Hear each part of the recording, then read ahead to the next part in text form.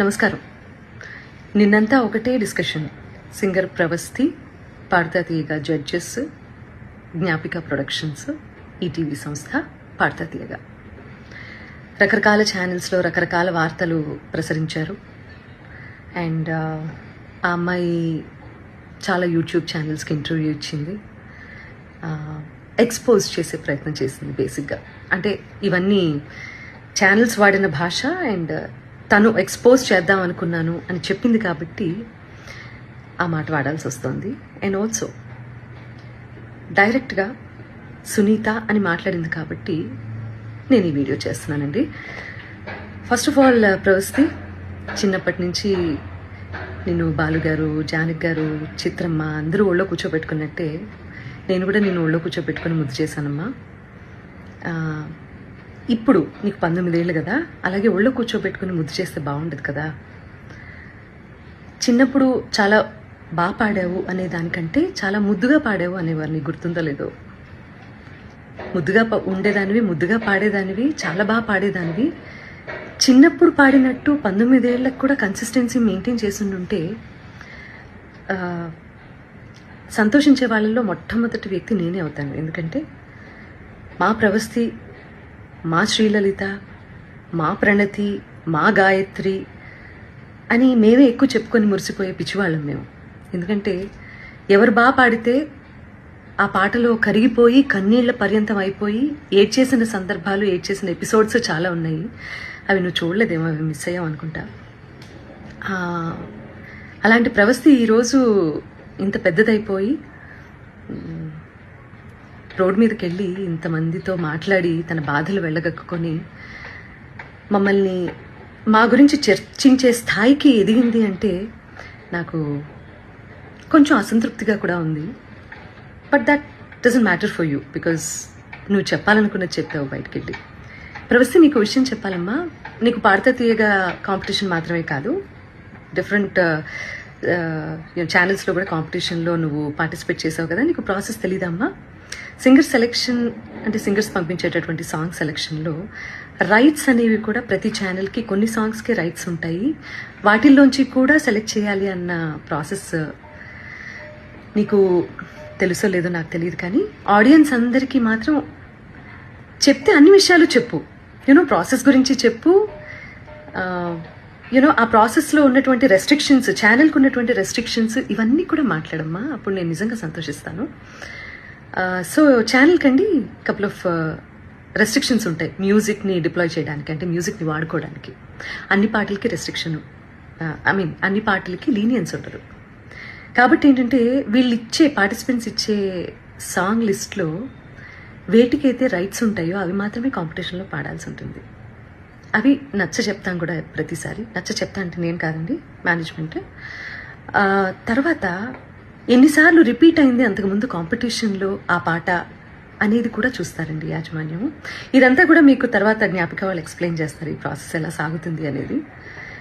So నేను ఏ పాట ఇచ్చినా వాళ్ళు వద్దంటున్నారు, నేను ఏ పాట ఇచ్చినా వాళ్ళు వద్దంటున్నారు అని మాత్రమే ఎక్కువసార్లు ప్రొజెక్ట్ చేసింది తను. రీజన్ ఇది అని మీకు తెలియదు కదా, అందుకని చెప్తున్నాను. సో నేను కొరకొరా చూశాను అని చెప్పి అంటున్నావు కదా నాన్న. సో నేను కొరకరా నిన్ను ఎందుకు చూస్తానో, ఎందుకు చూడాల్సిన అవసరం ఏమిటో నాకు అర్థం కాలేదు.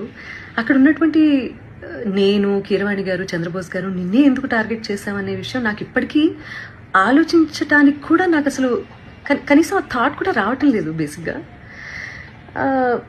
నేను నిన్ను కొరకొరా ఎందుకు చూసానో మరి నాకు అర్థం కాలేదు. నువ్వు మర్చిపోయావు అనుకుంటా. నేను నీకు కొన్ని విషయాలు గుర్తు చేస్తాను. ఏంటంటే అమ్మా, క్లాసికల్ రౌండ్లోనే అనుకుంటా నీ దగ్గరికి వచ్చి మరి నువ్వు కొంచెం అప్సెట్గా ఉంటే, నువ్వు ప్రతిదానికి నువ్వు అప్సెట్ అయిపోతావు, ప్రతిదానికి ఇరిటేట్ అయిపోతావు. నీ వాయిస్ అలాంటిది. కొంతమంది ఇమోషన్స్ కంట్రోల్ చేసుకోగలుగుతారు, కొంతమంది కంట్రోల్ చేసుకోలేరు. నేను అమ్మ స్థానంలో ఉన్నాను కాబట్టి నేను అర్థం చేసుకోగలుగుతాను. నీ దగ్గరికి వచ్చి మరి మిగతా పార్టిసిపెంట్స్ సాక్ష్యంగా ఉన్నారు తల్లి. ఈ రోజుల్లో ఏంటంటే నువ్వు నా మీద ఇన్ని ఎలిగేషన్స్ వేసావు, ప్రూవ్ చేసుకోవాల్సిన అవసరం కూడా నాకు ఉంది కదా, unfortunately are fortunately, what ever it may be. So వాళ్ళందరి మధ్యలో నీకే చెప్పాను వచ్చి, ప్రవస్తి క్లిక్ నడుస్తున్నప్పుడు నువ్వు దాన్ని బేస్ చేసుకొని పాడుతున్నావు. మృదంగం అటు ఇటు అయినా కూడా నువ్వు అప్సెట్ అవ్వాల్సిన అవసరం లేదమ్మా.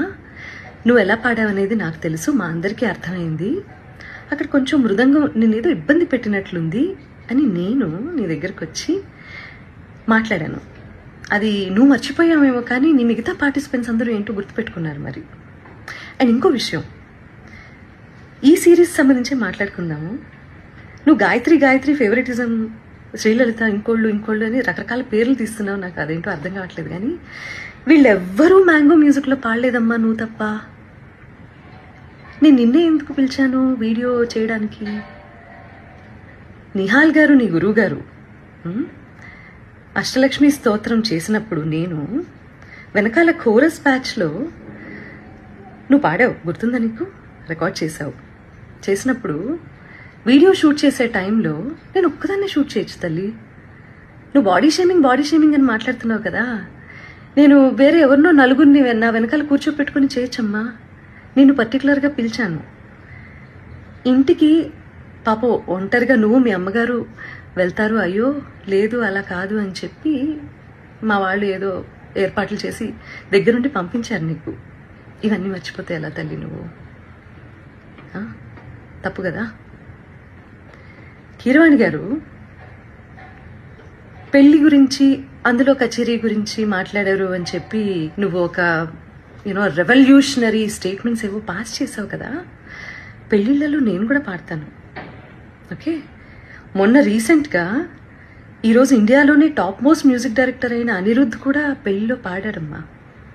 ఆయన ఒపీనియన్ ఆయన చెప్పారు. నేను ఇప్పటి వరకు పెళ్లి కచేరీలు ఎందుకు చేయలేదంటే అని వరల్డ్ మ్యూజిక్ డే సందర్భంగా ఒక గొప్ప సంగీత దర్శకుడు ఆయన పాయింట్ ఆఫ్ వ్యూ ఏంటనేది ఆయన ఎక్స్ప్లెయిన్ చేస్తే, నీలో ఉన్న ఇన్ఫీరియారిటీ కాంప్లెక్స్ మూలంగా అది నిన్నే అంటున్నారు అని అనుకొని అది నువ్వు ఓన్ చేసుకోవటం తప్పు కదా తల్లి. అసలు ఎవరన్నా ఫీల్ అవ్వాలి అంటే ఫస్ట్ నేను ఫీల్ అవ్వాలి ఆ ముక్కకి. ప్రవస్తి, నేను మీ అమ్మగారిని నువ్వు అని సంబోధించినందుకు నీకు బాధేసింది. అది అసలు సంస్కారమా అని మాట్లాడావు కదమ్మా.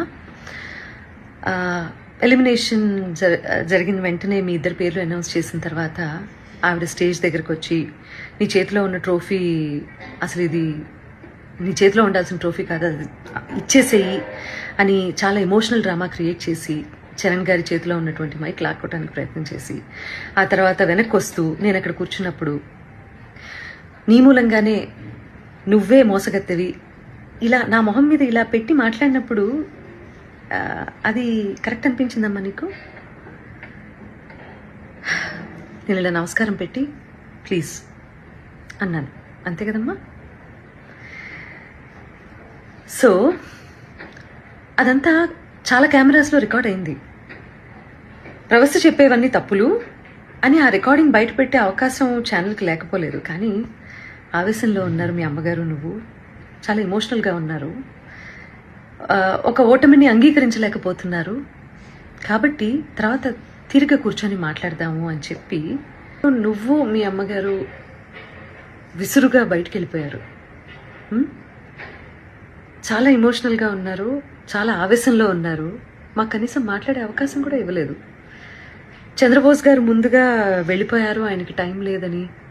కీరవాణి గారు నేను చూడలేనని వెళ్ళిపోయారు. సునీత గారు నా ఎలిమినేషన్ చూడడం కోసమే కూర్చున్నారు. చాలా తప్పు మాట్లాడావమ్మా, చాలా చాలా తప్పు మాట్లాడావు. ఎవరు ఎలిమినేట్ అయితేనో, ఎవరన్నా ఒకళ్ళు జీవితంలో ఓడిపోతేనో సంతోషించేంత నీచమైన క్యారెక్టర్ నాది కాదు. ఈ మాట నీ మూలంగా ఇవాళ చెప్పుకోవాల్సి వస్తుంది. నేను చాలా బాధలు పడ్డాను, నేను కష్టాలు పడ్డాను జీవితంలో. నాకంటే లోయెస్ట్ పాయింట్ అనుభవించిన వాళ్ళు నా తోటి కళాకారుల్లో ఎవరూ లేరని నేను ఈరోజు చెప్తాను. అలాంటి నేను ఒకళ్ళ ఓటమి, నేను ఒకళ్ళు ఏడుస్తుంటే చూసి సంతోషించే రకాన్ని కాదు. ఏడుపు విలువ నాకు తప్ప ఎవరికి తెలియదని నేను ఫీల్ అవుతూ ఉంటాను. నాకే బాగా తెలుసమ్మా ఏడుపు అంటే ఏంటో, ఓటమంటే ఏంటో, జీవితం అంటే ఏంటో. ఇవన్నీ మీ అందరికంటే ఎక్కువ నాకే తెలుసు, ఓకే? నేను టెక్నీషియన్స్ని చాలా అవమానిస్తాను, చాలా అగౌరవపరుస్తాను అని చెప్పి ఫస్ట్ టైం నేను అలిగేషన్ అన్న మాట వాడుతున్నానమ్మా. సో అది కూడా నువ్వు మాట్లాడటం జరిగింది. ఏ టెక్నీషియన్ని ఒక్క వీడియో బయట తీసుకొని దయచేసి రిలీజ్ చేయను, ఓకే? నేను మనకి స్నాక్స్ ఇస్తారు చూడు, ఆయన్ని కూడా మీరు అనే అంటానమ్మా.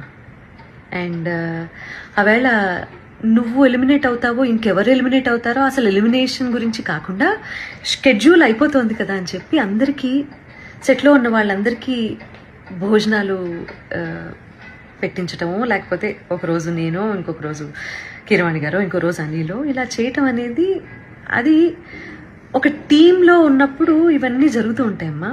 నువ్వు కూడా నేను పెట్టిన పేస్ట్రీ తిన్నావు, మరి బయటికి వెళ్ళి అదేంటో నేను ఎలిమినేట్ అయిపోయినందుకే సునీత గారు పార్టీ ఇచ్చారు అందరికీ అని మాట్లాడుతున్నావు.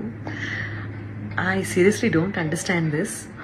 నువ్వు ఒకదాన్ని ఇంకో దానికే ఆపాదించి ఫ్యాబ్రికేట్ చేస్తున్నటువంటి తీరు చూస్తే మాత్రం నాకు చాలా అంటే చాలా ఆశ్చర్యంగా ఉంది.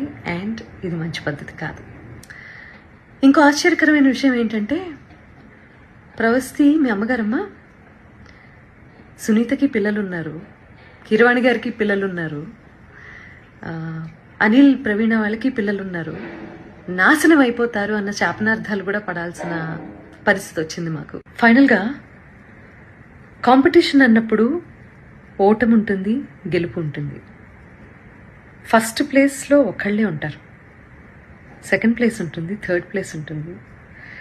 అలా అని చెప్పి ఈరోజు ఎలిమినేషన్లో నేను ఓడిపోయాను, లైఫ్లోనే నేను ఓడిపోయాను, నా జీవితం లేదు అని చాలా ఎక్కువగా ఊహించేసుకొని ఓటమిని హుందాగా తీసుకోలేకపోతే లైఫ్లో ఏవి నేర్చుకోవటానికి బ్రెయిన్ ఆ రకంగా పనిచేయదు. సీనియర్స్ అంటే రెస్పెక్ట్ ఉండాలి. అలాంటి రెస్పెక్ట్తోనే మేము ఇన్నాళ్ళు వాళ్ళు ఒక మాట అన్నా కూడా, మా పాటలు పాడించి తీసేసినా కూడా ఇలా ఛానల్స్కి వచ్చి ఎవరూ ఇంటర్వ్యూలు ఇవ్వలేదు. అది మేము మా గురువుల దగ్గర నుంచి మేము నేర్చుకున్నటువంటి విద్య. కాబట్టి ఈ జనరేషన్ అందరూ కూడా దయచేసి చాలా ఓవర్గా రియాక్ట్ అవ్వడం, ఓవర్గా సెన్సిటైజ్ చేసి టాపిక్ని అసలు ఎక్కడ ఇంప్రూవ్ అవ్వాలన్న విషయాన్ని మర్చిపోయి ఇలా బిహేవ్ చేయటం అనేది కరెక్ట్ కాదని చెప్తూ, పేరెంట్స్ కూడా పిల్లల్ని మంచి మార్గంలో, నాన్న నీకు తెలిసింది తక్కువే, తెలుసుకోవాల్సింది ఇంకా చాలా ఉంది అని చెప్పి వాళ్ళని ఎంకరేజ్ చేసే దిశగా మీరు కూడా వాళ్ళతో ఉంటారు అని చెప్పి ఆశిస్తూ, ఎందుకంటే తల్లి తండ్రి తర్వాత గురువు, ఆ గురువు స్థానంలో మా ముగ్గురిని చూసే మీరు కాంపిటీషన్కి వచ్చారు. గెలిచినప్పుడు వచ్చి కాళ్ళకి దండం పెట్టారు, ఓడిపోయినప్పుడు ఇలా బయటికి వెళ్ళి మా గురించి మీకేది నచ్చితే అది మాట్లాడుతున్నారు. ఇది మంచి పద్ధతి కాదు. ఇది ఒక జనరేషన్ డేంజర్లో పడేసేటటువంటి ఒక సిచ్యువేషన్. కాబట్టి ఆచితూచి మాట్లాడండి, ఆచితూచి నిర్ణయం తీసుకోండి. ఒకవేళ మేము ఆల్రెడీ సాధించేశాము లైఫ్లో అని అనుకున్నప్పుడు దయచేసి కాంపిటీషన్కి రాకండి. కాంపిటీషన్కి వస్తే మీరు మంచి మార్కులు తీసుకోవాల్సి వస్తుంది, సలహాలు సూచనలు తీసుకోవాల్సి వస్తుంది. కాబట్టి ఆచితూచి నిర్ణయం తీసుకోండి. ఈ కాంపిటీషన్ ద్వారా చాలామంది ఇది ప్రొఫెషన్ చేసుకొని చాలా ఫ్లరిష్ అవుతున్న వాళ్ళు చాలామంది ఉన్నారు. కాబట్టి నేను వాళ్ళు ఎందుకు బయటకు వచ్చి మాట్లాడటం లేదో, అఫ్కోర్స్ ఈరోజు సోషల్ మీడియాలో కింద కామెంట్సే కదా ఇంపార్టెంట్, వాటికి భయపడుతున్నారేమో నాకు తెలీదు. బట్ వాళ్ళందరూ కూడా వచ్చి మాట్లాడితే బాగుంటుంది. మంచి చేసింది కదా కాంపిటీషన్, మీకు మాట్లాడిన దాని గురించి కూడా. ప్రవస్తి, ఇప్పటికి కూడా నేను నీకు చెప్పేది ఒకటే, మేమందరం నీ మంచినే కోరుకుంటాము.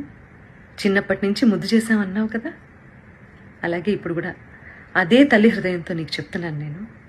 నువ్వు ఆవేశంలో ఉన్నావు, కొంచెం కూల్గా ఆలోచించి జీవితంలో సరైన నిర్ణయాలు తీసుకొని మంచి గురువు దగ్గర సాధన చేసి మంచి పాటలు పాడి సంగీత ప్రపంచంలో నీకంటూ ఒక మార్క్ క్రియేట్ చేసుకుంటామని నేను కోరుకుంటున్నాను. ఎందుకంటే దేన్నైనా ఎవరైనా ఆపేంత కెపాసిటీ ఇక్కడ లేదమ్మా. ఎవరి టాలెంట్ని తొక్కేయలేరు, ఆపేయలేరు. అర్థమైందా? దానికి బెస్ట్ ఎగ్జాంపుల్స్ చాలామంది జీవిత చరిత్రలు ఉన్నాయి. వీలైతే నీకు టైం ఉంటే అవన్నీ ఒకసారి చదువు తీరిగ్గా, నీకే అర్థమవుతుంది. Okay, I wish you all the best and please take care.